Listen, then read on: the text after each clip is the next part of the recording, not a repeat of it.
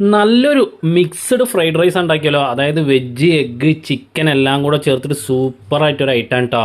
അപ്പോൾ സിമ്പിളായിട്ട് ഉണ്ടാക്കും ചെയ്യുക. എങ്ങനെ ഉണ്ടാക്കുക എന്നുള്ളത് നോക്കുക. അതിന് വേണ്ടിയിട്ട് നമ്മൾ ആദ്യം തന്നെ അരി വേവിച്ചെടുക്കണം. അതിന് വെള്ളം തിളച്ച് വരുമ്പോൾ അതിലേക്ക് കുറച്ച് ഓയിലും പാകത്തിന് ഉപ്പും കൂടെ ഇട്ടിട്ട് ഒരു അരമുറി ചെറുനാരങ്ങ നീര് കൂടി ഒഴിച്ചതിന് ശേഷം നമ്മൾ കഴുകി വൃത്തിയാക്കി വെച്ച അരി വെള്ളം വാർത്തിട്ടേക്ക് ഇട്ട് കൊടുക്കുക.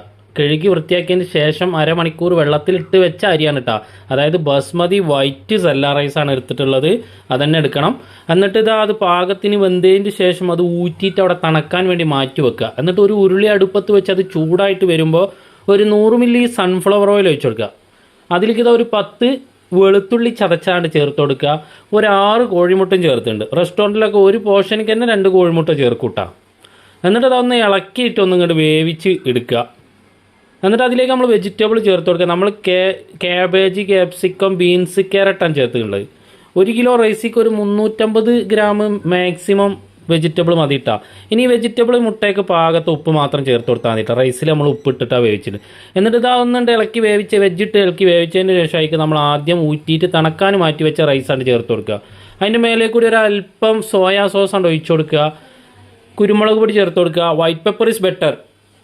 പിന്നെ അജിനാമോട്ടാണ് ഒരു 3/4 ടീസ്പൂൺ. നമ്മൾ 700 ഗ്രാം അരിയാട്ട് എടുത്തിട്ടുള്ളത്. 3/4 ടീസ്പൂൺ അജിനാമോട്ടോ, ഒരു അല്പം വിനാഗിരി. പിന്നെ ചിക്കന് പൊരിച്ച് മാറ്റി വെച്ചിരുന്നു അരിഞ്ഞെടുത്തിട്ടുണ്ട്, അത് ഇട്ടുകൊടുത്തിട്ടുണ്ട്. ഇതിങ്ങനെ പുഴുങ്ങിയെടുത്തോ ചേർക്കട്ടോ. പിന്നെ ടൊമാറ്റോ സോസാണ് ഒഴിച്ചു കൊടുത്തത്. ഒരു നിർബന്ധമില്ല, അത് വേണമെങ്കിൽ ഒഴിച്ചാൽ മതി. എന്നിട്ട് ഇതെല്ലാം കൂടെ അങ്ങോട്ട് ഇളക്കി മിക്സാക്കി യോജിപ്പിച്ചെടുക്കുക തന്നെ. പിന്നെ കൂടുതലായിട്ട് വേവാനൊന്നുമില്ല, സാധനം സെറ്റാണ്. ഇനി ഇത് ഇങ്ങനെ തന്നെ കഴിക്കും ചെയ്യുക. അതിൽ അവസാനം നമ്മൾ എന്ത് ചെയ്യുക, സ്പ്രിംഗ് ഓണിയൻ ഉണ്ടെങ്കിൽ ഒന്ന് കട്ട് ചെയ്തിട്ട് അതിൻ്റെ മേലെ കൂടിയാണ് വാരി വതറി കൊടുത്തോളി.